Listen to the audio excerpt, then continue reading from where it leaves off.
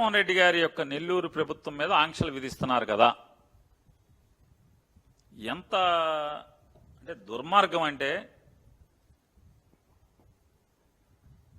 పవన్ కళ్యాణ్ గారు, లోకేష్ గారు, నారా చంద్రబాబు నాయుడు గారు వీళ్ళు మాత్రం ముగ్గురు కలిసి రాష్ట్రం అంతా కలిగి తిరుగుతారు. ఆఖరికి శ్రీమతి నారా చంద్రబాబు నాయుడు గారు కూడా చెక్కులుచ్చుకు తిరుగుతారు. ఎందుకని? చంద్రబాబు నాయుడు గారిని అరెస్ట్ చేయగానే ఆ బాధతో చచ్చిపోయారంట మనుషులు. ఆ చచ్చిపోయిన వాళ్ళ కుటుంబాలకి చెక్కులు ఇస్తే ఆవిడ తిరుగుతారు.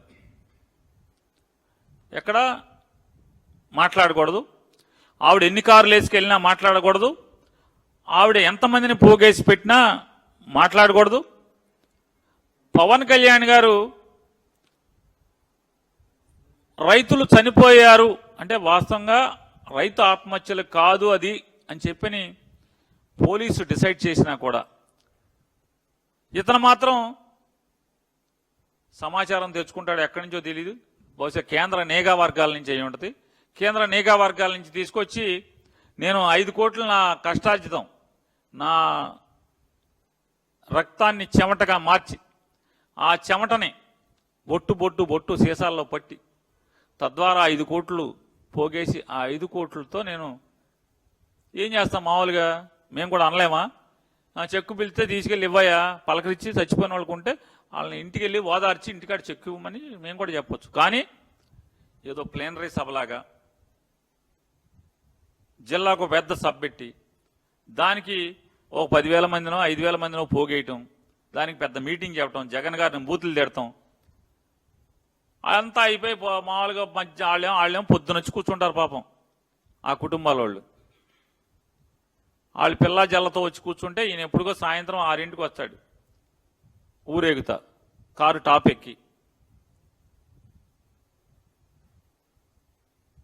అయిపోయాక రాత్రికి చెక్కిస్తాడు. సాయంత్రం మీటింగ్ అని జగన్ మార్గం తిట్టి తిట్టి తిట్టి అలిసిపోయిన తర్వాత, తిట్లన్నీ అయిపోయిన తర్వాత ఓ చెక్కిచ్చి ఫోటో దిగుతాడు. దీనికి బహిరంగ సభ పెట్టుకోవాలా, ఊరేగింపు కావాలా అని ఎప్పుడన్నా జగన్మోహన్ రెడ్డి గారు అడిగాడా? జగన్ గారి ప్రభుత్వం అడిగిందా? నారా లోకేష్ గారు ఎప్పుడన్నా 3 కార్లు వేసుకుని వెళ్ళాడా? ఎన్ని కార్లు వేసుకెళ్ళాడు?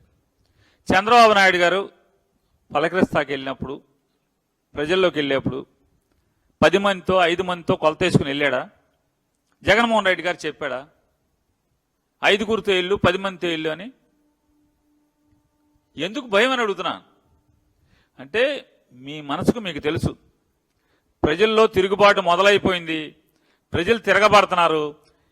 ఇవాళ సహజంగా ఏమవుతుందంటే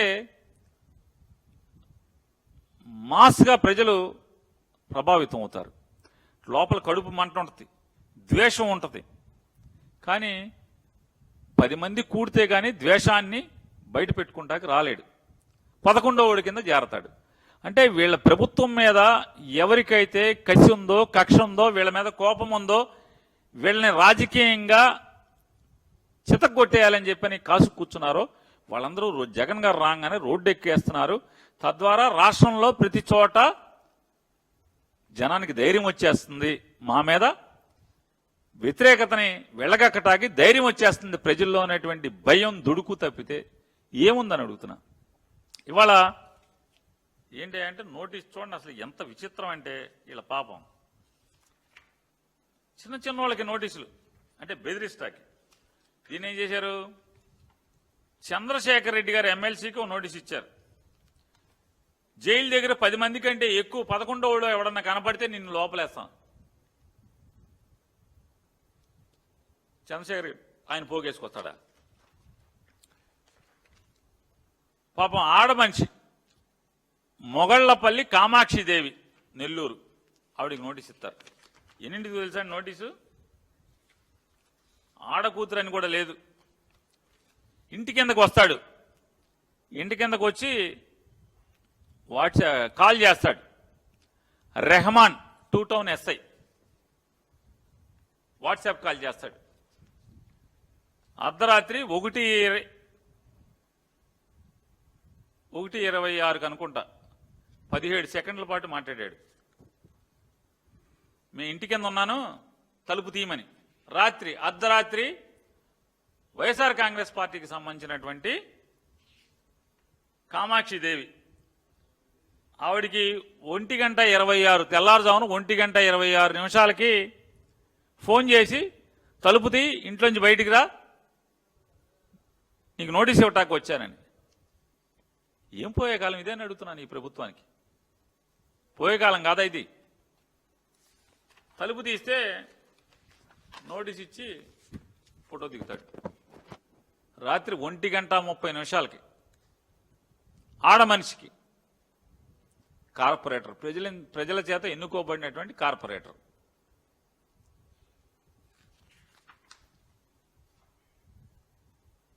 ఎస్కే మస్తాన్, తండ్రి పేరు బాషా, ఇతనికి అంతే నోటీసు.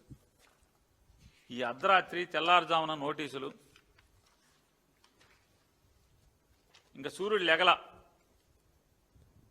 మంచమేంచి లేపి లాగు మీద ఉన్నాడు చూడండి, నోటీసు. ఏదో తామ్రపత్రం ఇస్తున్నట్టు ఇంటికి వచ్చి. చల్లా శరత్, ఇతనికి నోటీసు. ఇట్లా మా భాష సన్ ఆఫ్ మన్సూర్ సాహెబ్. అసలు నెల్లూరులో ఎంతమంది ఓటర్లు ఉన్నారో ఆ ఓటర్లో దాదాపుగా 40% మందికి నోటీసులు ఇచ్చేస్తున్నారు. ఏరేరి ఇంట్లో రాజశేఖర రెడ్డి ఫోటో ఉందా, జగన్ ఫోటో ఉందా, వాట్సాప్ స్టేటస్ ఏంటి, ఇట్లా మొత్తం ఎతికి అందరికీ నోటీసులు ఇస్తున్నారు.